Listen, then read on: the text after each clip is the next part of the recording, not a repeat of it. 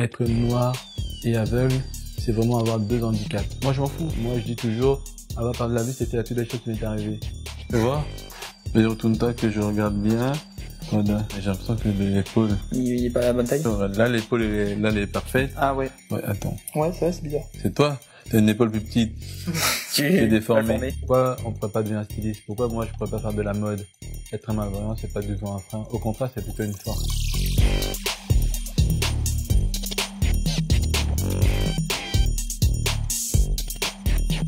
Je pars du principe que si un voyant peut faire ce métier, pourquoi pas moi?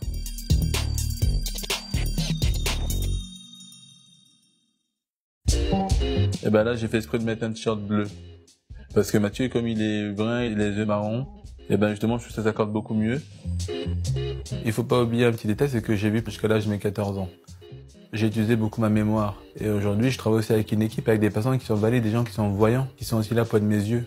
J'aimerais bien qu'on fasse une collection assez raffinée comme la collection Espoir pour l'avenir. Ouais. Là, c'est laquelle, celle-là? La Rachel, c'est la toute rouge avec la dentelle rouge. D'accord, ouais, celle-là, d'accord. En fait, la dentelle, elle ferait tout le tour de la robe, d'accord, ok?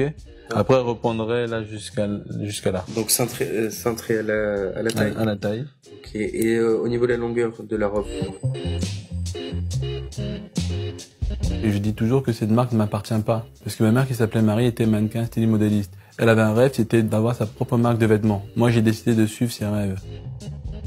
Quand ma mère était décédée, ma tante elle est venue au Cameroun, ils ont fait toutes les démarches qu'il fallait, ils m'ont récupéré là-bas. Je suis arrivé en France, j'avais 6 ans et demi, c'était en plein hiver, il neigeait grave, c'était la première fois que je voyais de la neige. Je me dis, ah ben tiens, je vais aller retrouver ma mère. Mais en fait, bah non, j'allais pas au paradis, j'allais à l'enfer. Ils m'ont fait des atrocités, ils m'ont battu, ils m'ont brûlé, ils m'ont séquestré. Ma tante, souvent, elle m'amenait dans la salle de bain, elle m'écartait les yeux en grand comme ça, elle prenait de la purée de piment, elle mettait dans les deux yeux. Un jour, je suis rentré de l'école, j'ai fait une crise d'épilepsie assez violente, et je suis tombé dans le coma.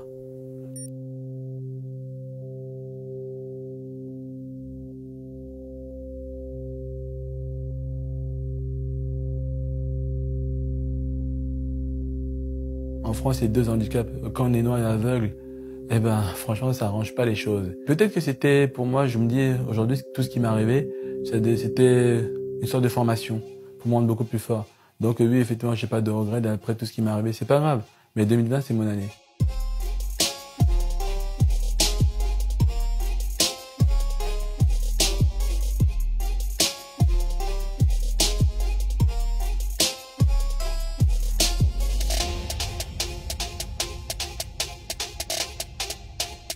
T'as vu, c'est vachement Là, il c'est est à Bordeaux. hyper bien fait. Hein. C'est un loup. Et en fait, t'as les yeux là. Tu vois, là, les yeux. C'est quoi, c'est là, cette matière, déjà? C'est de la broderie bouclette, ça s'appelle. D'accord. Là, l'effet un peu moelleux. Ouais. Ouais.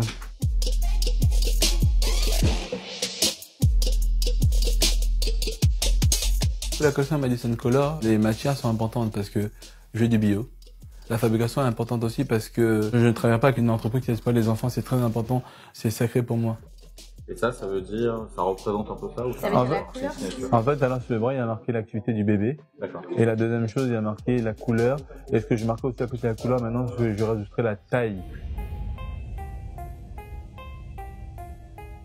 La particularité de cette marque, c'est que j'avais vraiment envie, c'est qu'elle ressemble à personne, qui ait du braille dessus.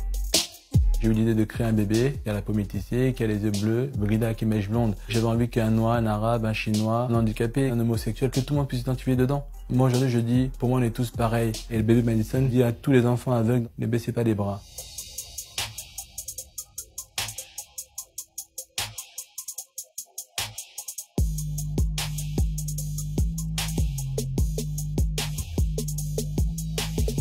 Mason, je l'ai rencontré il y a une vingtaine d'années. Déjà à l'époque, il avait la passion qu'il anime encore aujourd'hui. C'est un homme qui a des concepts. Le fait d'imprimer en braille sur des t-shirts, moi je trouve ça génial. Est-ce qu'un jour, il y aura une loi Ewing sur l'obligation d'informer les non-voyants et les malvoyants sur déjà les couleurs des vêtements? Et ce qui est formidable, c'est l'utilisation par Mason de ses assistants autour de lui, un peu comme un peintre utiliserait un pinceau, utiliserait sa palette, et lui utilise le regard des autres.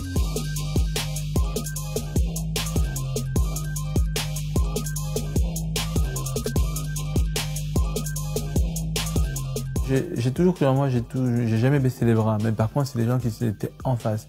Des fois, c'est compliqué parce que les gens ils ont du mal à croire qu'une personne handicapée peut faire des choses, une personne non-voyante peut faire des choses. C'est vrai que mon passé a été très dur, mais comme je dis aujourd'hui, moi j'avance. Franchement, si je devais reprendre le même chemin pour avoir tout ce que j'ai vécu, je reprendrais exactement le même. Je ne le changerais pas.